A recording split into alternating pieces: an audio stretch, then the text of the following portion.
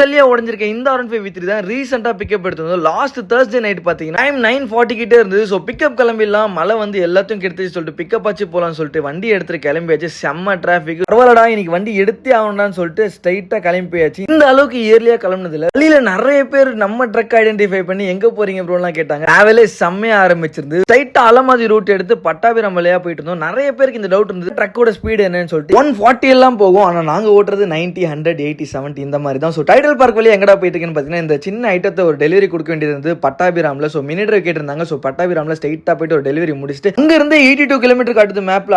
கிட்ட 3-4 toll cross பண்ணியிருந்தோம். So ஃபியூலும் காலி. ஸோ ஃபியூல் போட்டுக்கலாம்னு சொல்லிட்டு டைம் பார்த்தா மணி 12 போகுது. சரி ஃபியூலை போட்டு அப்படியே போய்கிட்டே இருந்தோம். பயங்கரமா இந்த ரூட்லாம் ஹெட்லைட் ஆஃப் பண்ணிட்டு டாஸ்லாம் போட்டு பயங்கரமா என்ஜாய் பண்ணிட்டு போயிட்டு இருந்தோம். வந்தவாசி பக்கத்தில் இருக்க உத்தரமேரூர் போய் சேரத்துக்கு எங்களுக்கு 1 மணி ஆயிருச்சு. ஸோ 1 மணிக்கு போயிட்டு கிளைண்ட்டை கால் பண்ணி அவரோட லொக்கேஷனுக்கு போயிட்டு இருந்தோம். ஸோ வண்டியை போய் பார்த்தா டோட்டல் நாஸ்தி கண்டமா இருந்தது வண்டி. ஸோ ஆக்சிடென்ட் ஆகி ஆல்மோஸ்ட் 15 days இருந்திருக்கும் போல. ஸோ அவர் ஸ்டேஷன்ல இருந்து கம்ப்ளைண்ட்லாம் முடிச்சுட்டு டேரக்டா நம்மளை கால் பண்ணி வண்டி எடுத்துக்க சொல்லியிருந்தாரு. ஸோ நாங்களுமே உடனே கிளம்பி போயிட்டோம். வண்டி தள்ளவே ரொம்ப கஷ்டமா இருந்தது. அண்ட் அந்த வண்டியை ஒரு வழியா நம்ம ட்ரக்ல ஏத்தியாச்சு. ஸோ ஏத்திட்டு நல்லா நீட்டா கட்டி இருந்தோம். ஸோ என்னன்னு பாத்தீங்கன்னா ரோப் லாக் பண்ணியிருந்தோம். இந்த ரோப் லாக்கு எங்களுக்கு பயங்கரமா டைம் எடுத்துச்சு. ஸோ வண்டி கட்டி முடிக்கிறதுக்குள்ளேயே பசங்க ஒரு வழி ஆயிட்டாங்க. அந்த அளவுக்கு ஒரு பெரிய டாஸ்கா இருந்தது. இந்த மாதிரி எப்பவுமே இருந்தது இல்லை.